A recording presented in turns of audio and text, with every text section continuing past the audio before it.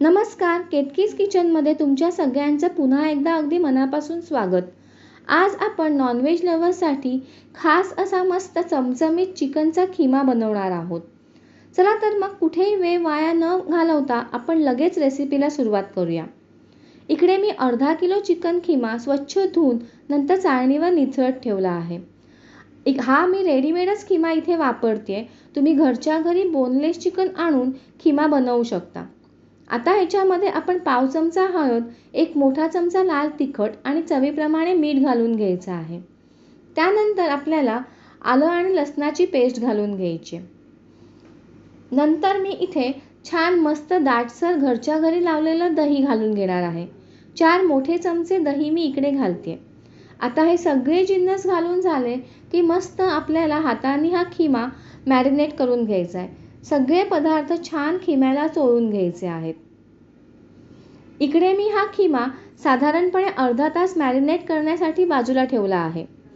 आता ह्या खिम्याची चव अजून एन्हान्स करण्याकरिता आपण ताजा खडा मसाला बनवून तो खिम्यामध्ये घालणार आहोत.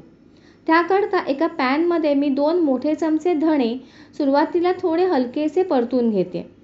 धणे थोडेसे परतून झाले की त्याच्यामध्ये आपण बडी वेलची आणि अजून काही खडे मसाले घालून घेऊया. त्याच्यामध्ये मी तमालपत्र, दालचिनी, काळी मिरी, लवंग आणि थोडेसे शहाजिरे घालून घेणार आहे. मंद आचेवर आपल्याला हे सगळे पदार्थ छान खरपूस होईपर्यंत किंवा त्याचा ॲरोमा रिलीज होईपर्यंत भाजून घ्यायचे आहेत. भाजून झाल्यावर एका प्लेटमध्ये आपण हे मसाले सगळे गार करून घेणार आहोत आणि नंतर मिक्सरला त्याची जाडसर भरड काढून घेणार आहोत. इथे मी आता एका कढईमध्ये 2 मोठे चमचे तेल गरम करून घेते. तेल छान गरम झालं की नंतर पाव चमचा हिंग आणि भरपूर असा बारीक चिरलेला कांदा घालून घ्यायचा आहे. साधारणपणे जेवढा आपला खिमा असतो तेवढाच किंवा थोडासा कमी आपल्याला कांदा बारीक चिरून घालून घ्यायचा आहे. काय होतं, कांदा छान मस्त खरपूस तेलावर परतून घेतला की तो कोमेजतो आणि नंतर मग आपण खिमा घातला की खिमा पण छान दाटसर होतो आणि त्याला चवही सुंदर येते. मगाशी आता जो मसाला आपण बारीक केला होता तो हे पहा, या पद्धतीने मी थोडा जाडसर ठेवला होता. आता कांदा थोडासा परतून झाला की हा गरम मसाला आपल्याला त्याच्यामध्ये घालून घ्यायचा आहे. हा ताजा गरम मसाला जेव्हा आपण कांद्यावर व्यवस्थित परतून घेतो तेव्हा त्याचे फ्लेवर्स खूप छान असे एन्हान्स होतात आणि खिम्याची चव वाढते. मस्त कांद्याबरोबर मी हा मसालाही छान असा परतून घेणार आहे.